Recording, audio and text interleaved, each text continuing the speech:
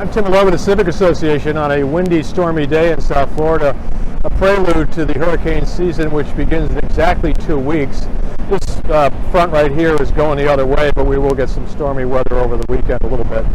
And we want to tell you that we're working now on a lengthy, in-depth, and hopefully very helpful program about handling hurricane season at the same time we're all handling the coronavirus, which should last to some degree through the summer, which is unfortunate, but that is the case. And we will have experts, and this is a program we'll have for you in a week or two when we get it prepared. We also want to talk about the Save the Produce initiative, which was launched by the Civic Association's Mary Robinson. Tremendous outpouring of funding, many of it, the donations anonymous from people on Palm Beach who are actually bringing farm-to-table food, food that would be plowed under when the season ends in a couple of weeks, instead being boxed and taken to people in need who are having it right now. So food to families from the farmers. We're going to talk about that at length.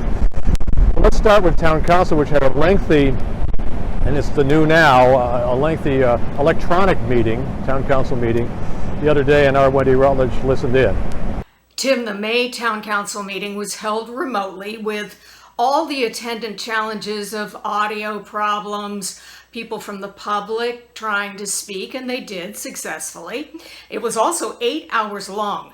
But top of mind for most of us is how the town is going to guide us through the reopening of shops, restaurants, and beaches. Palm Beach public beaches will not reopen until after the usually busy Memorial Day weekend. So, Tuesday, May 26th, residents will be allowed back on the beaches with some restrictions. Beaches will be open for active use only. That means walking, jogging, swimming, and surfing. Passive uses, such as sunbathing, will not be allowed. 6 feet separation requirement for safe social distancing will be required, which prompted this question from Councilwoman Danielle Moore. Are we actually going to arrest people for sitting too close to each other on the beach?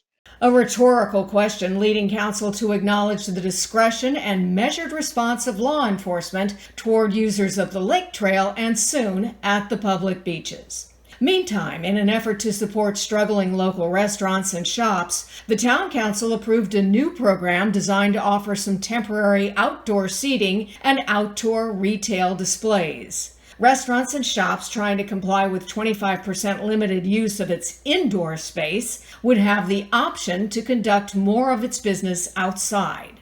Interested businesses must fill out a one-page application form, which can be found on the town's website. Our commitment is to go through a review process within 24 hours. So there's a public safety check. We want to make sure ADA access is complied with, social distancing guidelines are complied with. One further reminder, though there is still a curfew on the island, the hours were extended to 11 p.m. in the evening, lifted in the mornings at 6 a.m. For the Palm Beach Civic Association, I'm Wendy Rutledge reporting. And now Save Our Produce, the initiative that was launched a few weeks ago and is taken off like wildfire. A lot of very generous people, some of them anonymously donating money to get food, produce out west on farms that would otherwise be plowed under because the farmers aren't bringing them to market. I mean, hotels, cruise ships, schools not needing the food right now because they're closed.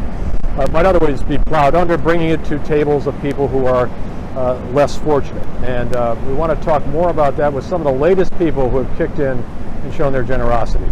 The clock ticks on the end of harvest season in the vast expanse of farms in western Palm Beach County. The Save the Produce call to action has so far generated 14,000 boxes of mixed vegetables, which went directly to the tables of the needy through the Palm Beach County Food Bank. Civic member and contributor Craig Omvet saw the program as comprehensive and important, but a first-hand experience added impetus. This is an extremely important dynamic right now, and if you want any proof of it, I saw it a couple of weeks back when I was over in West Palm Beach, and I'm going over to run some errands, and I see this line of cars 2 miles long of people waiting to get food, and if that doesn't break your heart, nothing will.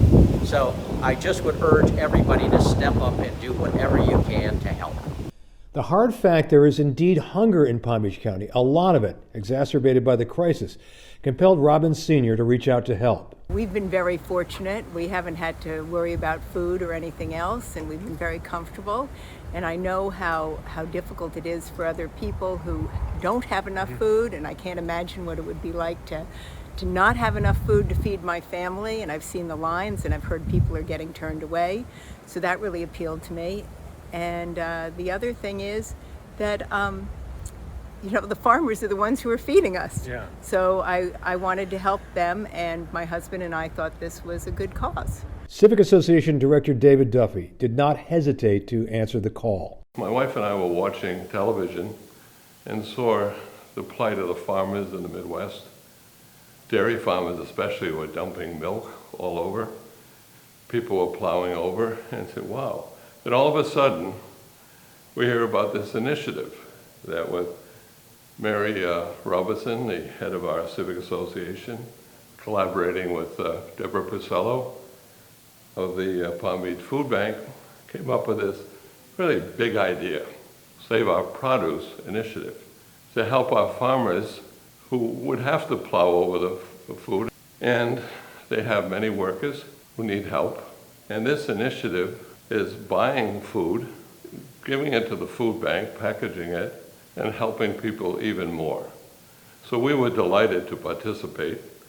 I thank the initiative of Mary and Debbie for doing a super job with this and giving us something else to help with. And we were delighted to participate, and I hope many, many more do before this harvest season ends. Civic CEO and Chairman Bob Wright knows a lot about charity, that it begins at home, and that here at home it's time for the community to open its heart. I knew about the unemployment issues, and I knew about the food bank, which has been a marvelous organization, but they just must be overwhelmed. Yeah.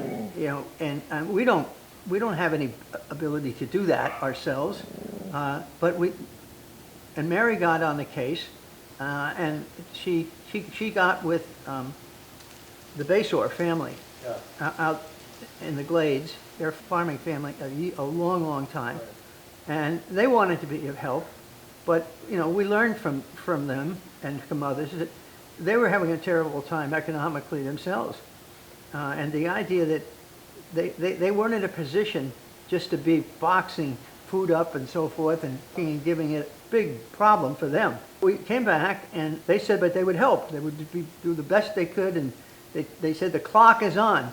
And all of a sudden we raised a good amount of money, and the Basor family got really excited about it. All their food is going to be plowed over after the next 10 days. And it's so sad. Really good food.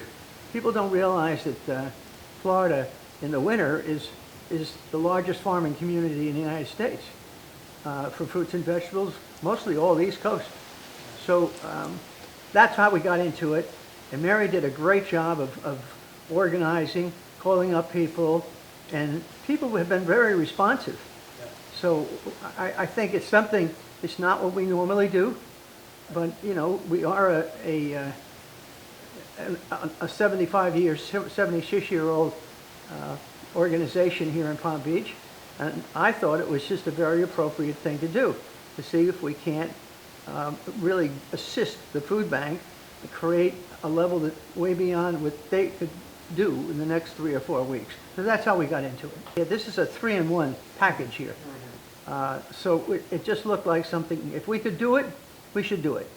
And here we are, we did it.